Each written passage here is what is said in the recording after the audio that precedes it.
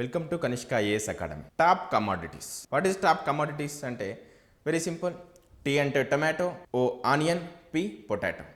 So ఇప్పుడు ఈ top commodities కోసం మనం ఎందుకు డిస్కస్ చేస్తున్నామంటే వెరీ సింపుల్. అసలు ఈ పాపులర్గా ఈ టాప్ అని ఎందుకు మనం యూజ్ చేస్తున్నామంటే మీరు ఒకసారి జనరల్ లైఫ్లో అబ్జర్వ్ చేస్తే ఈ 3 కమాడిటీస్ ప్రైజెస్ చాలా వలటాయి. వీటి ప్రైజెస్ ఎప్పుడు ఇంక్రీజ్ అవుతాయో తెలియదు, ఎప్పుడు డిక్రీజ్ అవుతాయో తెలియదు. ఒక్కోసారి 10 రూపీస్కే కేజీ దొరుకుతాయి, ఒక్కోసారి 100 రూపీస్ పర్ కేజీ అయిపోతాయి. ఇప్పుడు రీసెంట్గా చూస్తే మనకు టమాటో పర్ కేజీ ఫార్మర్స్ దగ్గర నుంచి జస్ట్ 1-2 రూపీస్కే కొంటున్నారు బయర్స్. సో కన్జ్యూమర్ లెవెల్కి వచ్చేసరికి అఫ్కోర్స్ 15 రూపీస్ 20 రూపీస్ అలా ఉంది. But same tomato just few months back దీనికోసం మనం 50 rupees per KG, 60 rupees per KG కూడా పెట్టాం.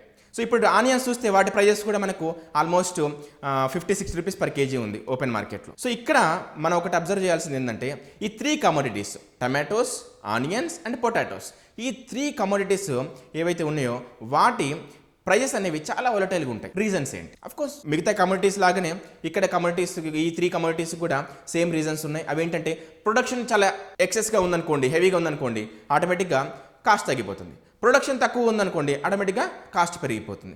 కొన్నిసార్లు అఫ్కోర్స్ ఇల్లీగల్ స్టాకింగ్ వీటి వల్ల కూడా మనకు వీటి ప్రైజెస్ అనేది ఇంక్రీజ్ డిక్రీజ్ అవుతూ ఉంటాయి. ఓకే, దీన్ని మనం స్ట్రక్చరల్ ఇన్ఫ్లేషన్లో మనం చూడొచ్చు.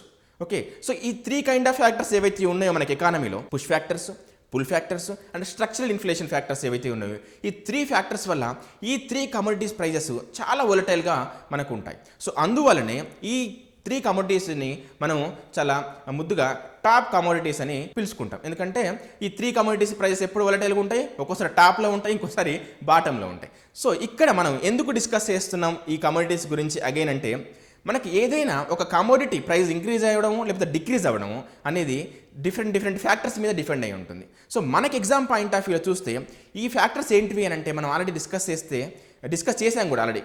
మనకి ఎకానమీలో మెయిన్ మనకు 3 ఫ్యాక్టర్స్ చాలా important: push factors, pull factors and structural inflation factors.